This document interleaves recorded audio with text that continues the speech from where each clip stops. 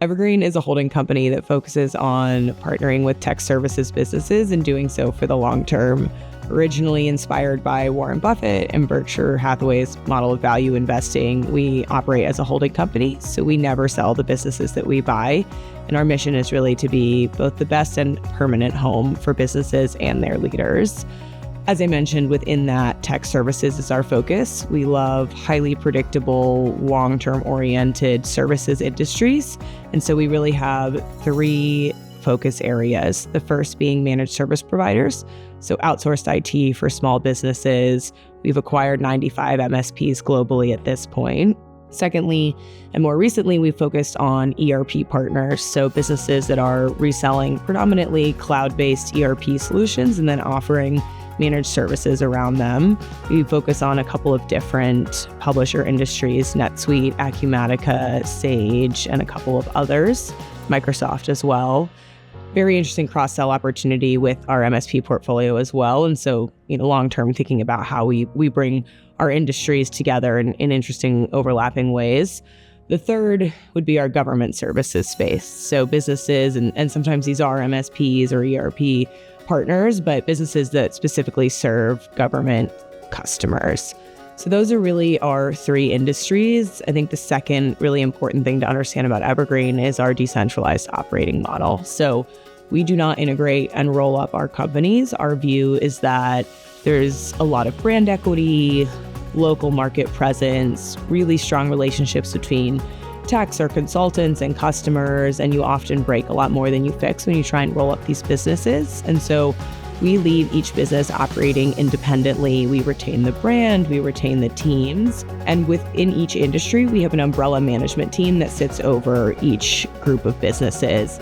The goal there is, while we don't want to break what's not broken in our businesses, we do also want to make our businesses better. So Lyra, Pine, and Cedar are the three management teams that sit over each group of businesses, and their role is really threefold. One is to be the connective tissue between the businesses within the group. I think of each industry as a large peer group, and so making sure that we are best practice sharing, cross-selling, resource sharing, and ultimately learning from one another and capitalizing on our scale. They also focus on really tactical things like working with vendors to better serve our businesses, whatever the vendors may be in their respective ecosystems.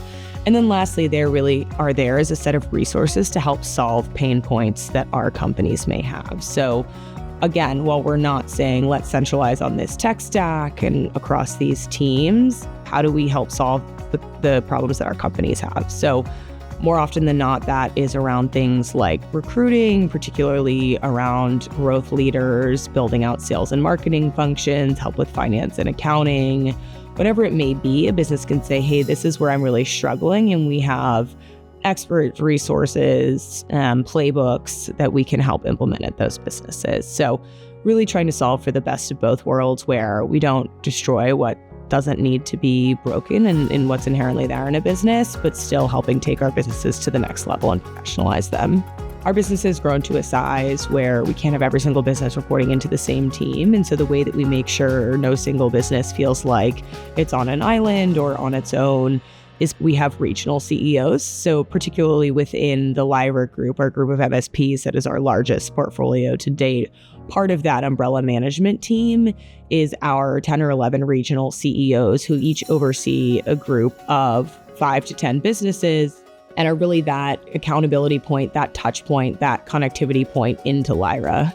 Well, we want to leave the autonomy with the business leaders on the ground, and that could be a mix of sometimes it's the founder that stays on, sometimes the founder wants to retire and we're bringing in new management.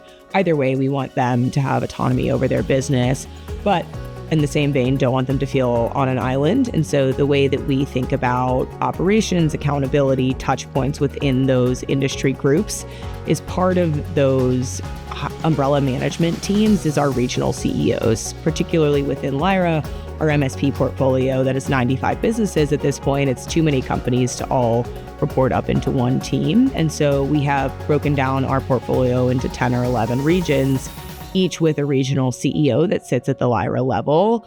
These individuals are a really interesting mix of people. Half of them have been founders that have sold to us, really performed well and wanted to take on a larger role, which has been really exciting to see that elevation.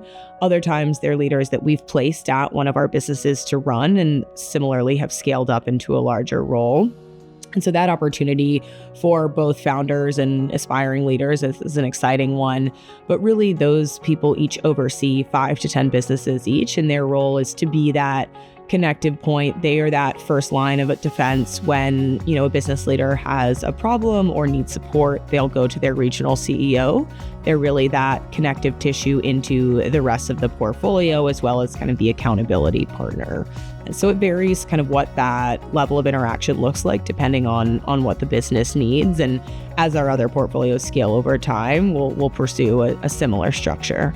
A lot of business owners wonder what it's going to be like to have a boss. It's hard to go from running your own business to being an employee, and I think that's a really fair concern. I would say that our model solves for that in the best possible way while still selling to private equity. Because we are so decentralized, the day-to-day operations continue to sit with the business leader. So if a founder decides to stay on to continue to run their business, they're in charge of it. They're going to work with their regional CEO to set budgets, set performance targets, talk about strategic initiatives, but ultimately how they achieve those is up to them. So day-to-day operations, hire fire decisions, that all sits with the business leader, and we really feel strongly about that. As we think about how we help our businesses grow, how do we take them to the next level? Each industry team has a value creation playbook, and that looks a little bit different for each business. But as we get into diligence, we will build that out alongside the deal process, really thinking about, okay, what does year 1, year 2, year 5 look like? What are the near term and what are the long term levers that we're pulling? Some of these are very tactical things like implementing regular price increases, tracking customer profitability.